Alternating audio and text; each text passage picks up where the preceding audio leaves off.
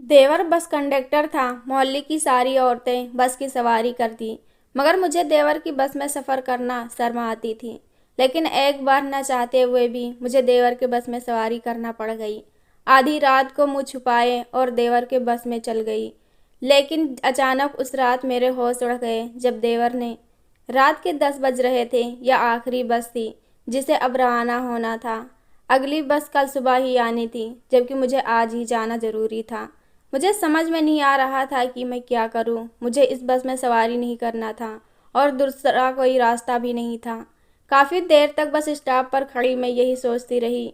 पता नहीं देवर को आज इसी बस में सवार होना था, और जिस बस में देवर होता था मैं कभी उस बस में सवारी नहीं करती थी। पर उस वक्त मैं मजबूर थी।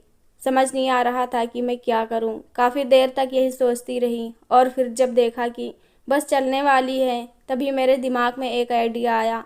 दुपट्टे को मैंने सर पर बांधा और एक चादर को लपेटकर अपने आप को छुपाकर उसमें और बस में सवार हो गई। मेरा दिल तेजी से धड़क रहा था। आज मेरी छुट्टी किसी अनहोनी की पेंशन गोई कर रही थी, पर मैं रुक नहीं सकती थी। मेरी माँ हॉस्पिटल में आखिरी सांसें ले रही थी और मैं उनके पास जल्द से जल्द पहुंचना चाहती थी। इसीलिए मुझे रात को यह सफ़र करना पड़ रहा था। जैसे ही मैं बस में सवार हुई, सामने ही देवर खड़ा था। आधी बस में सवारी बैठी थी और आधी बस खाली थी। सवारियों में औरतें ज़्यादा थी और मर्द कम थे। मुझे डर लग रहा था कि देवर कहीं पहचान न ले, पर उसने मुझे नहीं देखा। वह सिगरेट पीते हुए पैसे गिन रहा था। मैं बार बार उसे देख रही थी और फिर जल्दी से उठकर मैं पीछे वाली सीट पर जाकर बैठ गई। मेरे पीछे वाली सीट पर 2 औरतें और भी बैठी हुई थी। देवर अपने काम में लग गया, जबकि मैं बैठकर दिल ही दिल दुआएं करने लगी। आज मैं खैरियत से अपने मंजिल पर पहुंच जाती। आहिस्ता आहिस्ता एक एक सवारी आकर बस में बैठ जाती, और जब कोई कुछ बोलता तो मेरी जान निकल जाती। कुछ ही देर गुजरे थे कि तभी अचानक से मेरे बगल में बैठी औरतें बातें करना शुरू कर दी। वह बहुत आहिस्ता आहिस्ता बातें कर रही थी, पर एक औरत होने के नाते मेरे कान बहुत तेज थे और उनकी आवाज़ मुझे सुनाई देने लगी। जब मैंने बहुत ज़्यादा फोकस किया तो मुझे एहसास हुआ कि वह देवर के ही बारे में बात कर रही थी। इनमें से एक कहने लगी कि मैं तो सफ़र ही इस कंडक्टर की वजह से कर रही हूँ। जब से मैंने पहली बार इसे देखा था, मेरा दिल इसके ऊपर आ गया था। बहुत दिलेर मर्द है। आज भी इसी की वजह से रात में सफ़र कर रही हूँ, ताकि पूरी रात मुझे इसे देखने का मौका मिल जाए। उसका इशारा देवर की तरफ था, और यह सुनकर मैं हैरान हो गई। तभी दूसरी औरत कहने लगी कि यह सिर्फ तुम्हारा ही हाल नहीं है, इस इलाके की सभी औरतें इस कंडक्टर पर फिदा हैं। सुना है यह एक हाथ मारकर बड़े बड़ों को गिरा देता है। मैंने देखा तो नहीं, लेकिन मेरी यह दुआ है कि मुझे आज ऐसा नज़ारा देखने को मिल जाए और मैं भी किसी दिलेर मर्द को देख लूं। उनकी बातें सुनकर मैं परेशान हो गई थी। भला देवर में ऐसा क्या था जो सब औरतें उस पर फिदा थी और उसके बस की सवारी के लिए मरी जाती थी। ऊंचा लंबा कद और मजबूत जिस्म होना कोई खास बात है क्या? ये बात सोचकर मैंने उस देवर के ऊपर नज़र MSI 6 फीट का कद, कसरती बाजू और लंबी मूछें। फिलहाल वह किसी आम लड़की का ख्वाब हो सकता था, पर उसके होठों में दबा सिगरेट और उसके काले होंठ देखकर मुझे उसमें उलझन होती थी। बल्कि उसने जो मेरे साथ बचपन में किया था, वह सोचकर तो उससे नफरत होती थी। देवर कोई और नहीं, मेरी बुआ का ही लड़का था। वह मुझसे 7 साल बड़ा था। मुझे आज भी याद है जब उसने मेरे साथ रात में वह हरकत की थी, जिसकी वजह से वह घर से भी बाहर निकाल दिया गया था। इस बात को आज 15 साल गुजर चुके हैं। मैं देवर से आज भी उतना ही नफरत करती हूँ जितना 15 साल पहले करती थी, जब उसने मेरे इज्जत पर हाथ डाला था। 15 साल पहले मेरा देवर मेरे खानदान का एक मशहूर लड़का था। तब वह 22 साल का था और मैं 15 साल की थी। वह एक फुटबॉल का खिलाड़ी था।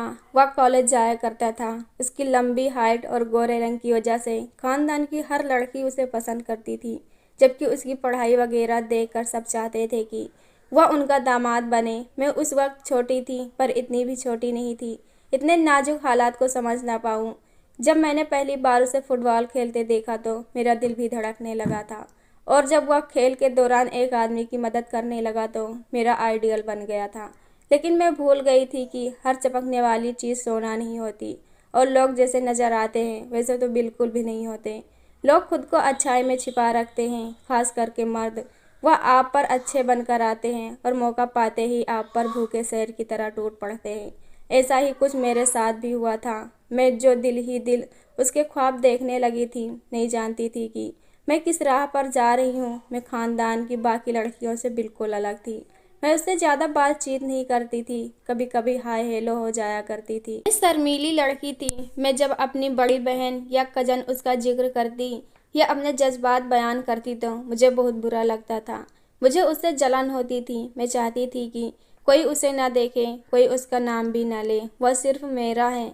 मैं जलती रहती, लेकिन कभी किसी से कुछ ना कहती कि कहीं मुझे डांट ना पड़ जाए। मेरी एक बड़ी बहन थी जो चाहती थी कि उसकी शादी उसी से हो जो अब मेरा देवर है और जिसे मैं भी पसंद करती थी, पर घर वालों को कुछ और ही मंजूर था। वो जब छुट्टी में घर आई तो अपने बड़े बेटे के लिए बड़ी बहन का रिश्ता मांग लिया और छोटा बेटा जो खानदान में सबसे मशहूर था, उससे पूछा कि तुम्हें कौन सी लड़की पसंद है, तुम बताओ, हम तुम्हारे फैसला का एहतराम करेंगे। उस वक्त मेरा दिल बहुत ज़ोरों से धड़क रहा था। डर लग रहा था कि अगर उसने किसी और लड़की को नाम ले लिया तो मैं कैसे बर्दाश्त करूंगी। मैं सबसे छोटी थी और जानती थी कि मेरी बारी अभी नहीं आने वाली, पर किस्मत कैसे मेहरबान होती है मुझे भी नहीं पता था। जिसको सबकी ख्वाहिश थी उससे मेरा नाम ले लिया और कहने लगा कि मैं जानता हूँ कि यह मुझसे 7 साल छोटी है, पर मैं इंतज़ार करूँगा। सब हैरान रह गए और सबसे बड़ी हैरानी मेरी बहन और उसके मंगेतर के चेहरे पर थी।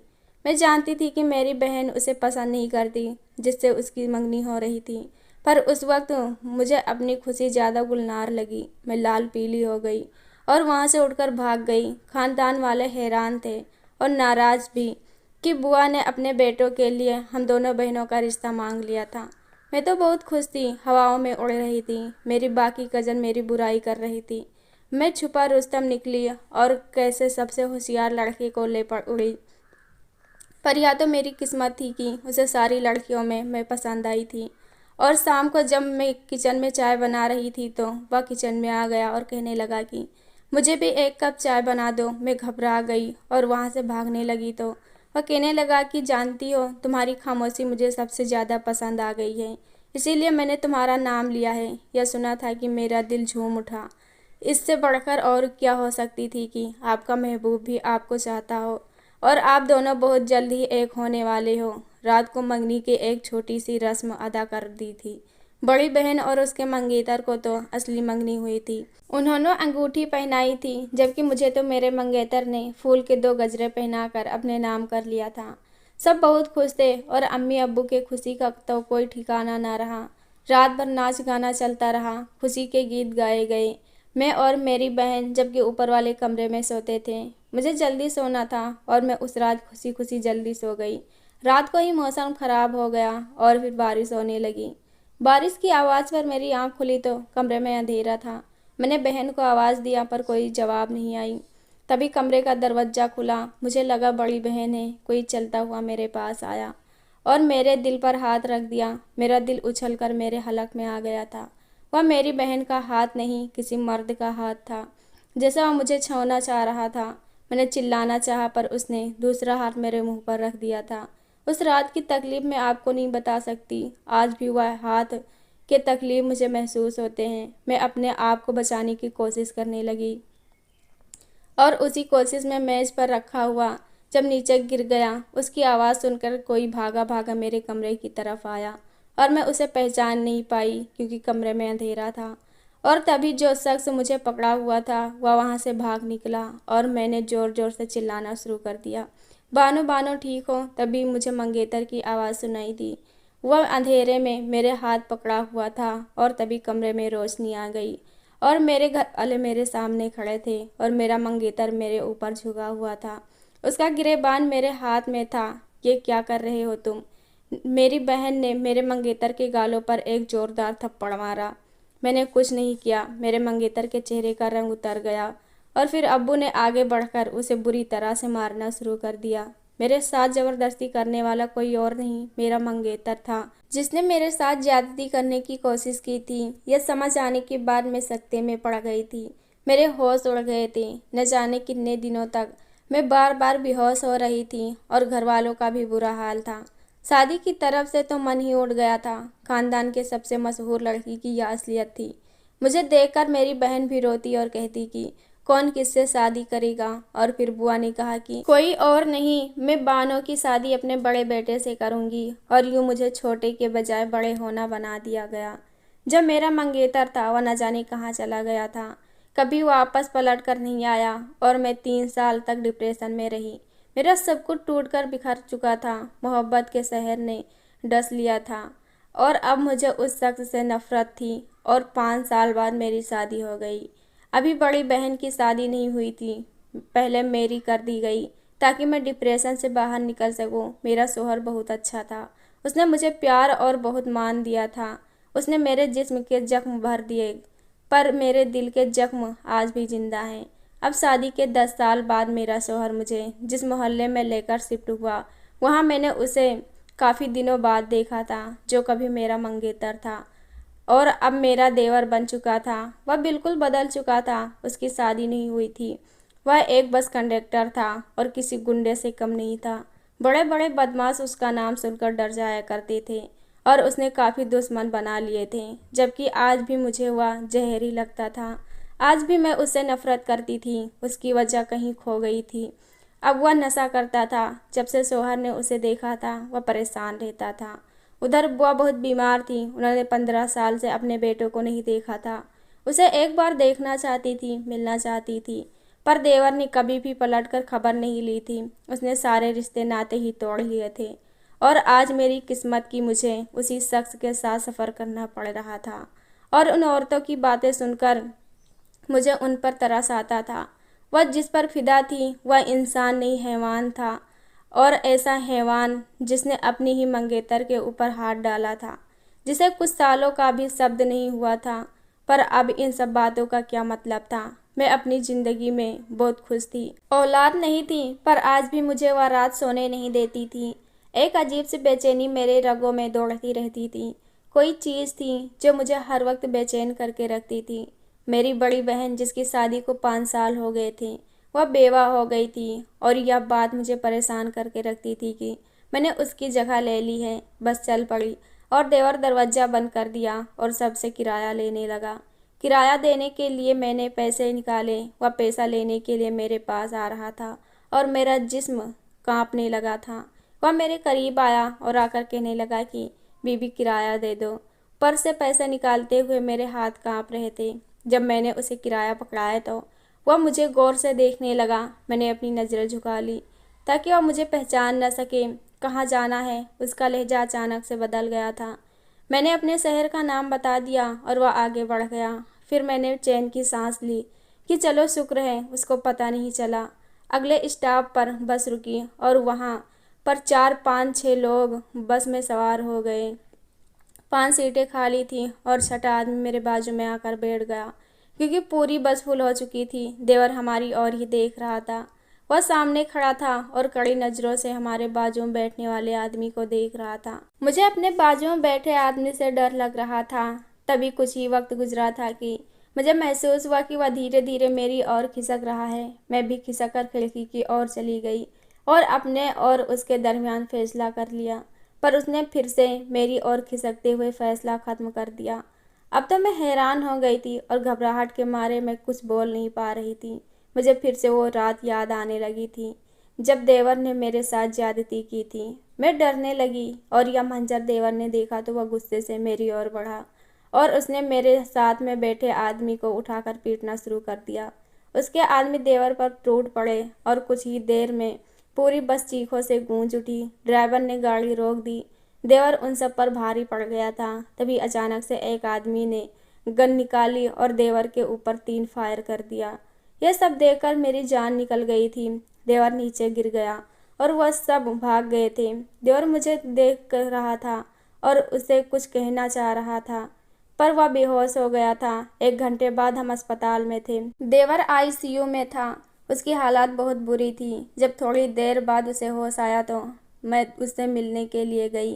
उसकी आंखों में नमी थी, जबकि चेहरे पर मुस्कुराहट। उसने ऑक्सीजन निकालते हुए कहा कि देखो, मैंने उस रात नहीं, लेकिन आज की रात मैंने तुम्हें किसी को छूने नहीं दिया।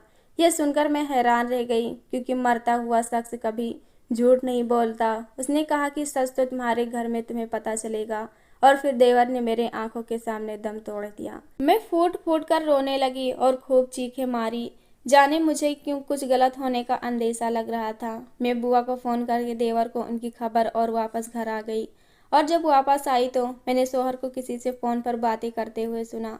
वह किसी से कह रहा था कि मैंने तुम्हारे कहने पर आज से 15 साल पहले अपने साथ हुआ सब किया, तुम्हारी बहन को निशाना बनाया और इल्ज़ाम अपने भाई पर लगाया। आज तुम बेवा हो और मेरा सारा कारोबार ठप हो चुका है। मैं अपने बीवी की आंखों में वो मोहब्बत नहीं देख सका जो मेरी बीवी की आंखों में मेरे छोटे भाई के लिए थी। यह सुनकर मैं वहीं पर गिर पड़ी। यह सारा खेल मेरी बहन और मेरे शोहर का था। उस वक्त बहन मेरे मंगेतर से शादी करना चाहती थी, जबकि उसका मंगेतर मुझसे तो उन्होंने मेरे साथ गेम खेला था। मुझे और मेरे मंगेतर को अलग अलग कर दिया, पर आज दोनों का कोई हाल ना था। मैंने तो कभी सोचा भी नहीं था कि ऐसा होगा। जो मुझे बचाने आया था, मैं उसे कैसे नहीं पहचान पाई। देवर की मौत के बाद मैंने अपने शोहर से तलाक ले लिया। मैं ऐसे शख्स के साथ नहीं रहना चाहती थी। बची ज़िंदगी अब मैं अकेले ही गुजारने वाली हूँ। जो सज़ा मैंने अपनी मोहब्बत को दी थी, उसके बदले में मैंने खुद के लिए तन्हाई चुनी थी। शायद ऐसे ही अपनी गलती का प्रायश्चित हो जाए। दोस्तों, यह कहानी कैसी रही कमेंट बॉक्स में ज़रूर बताएं। वीडियो को लाइक करो, चैनल को सब्सक्राइब करो। मैं ऐसी कहानी आपके लिए लाते रहेंगे। धन्यवाद।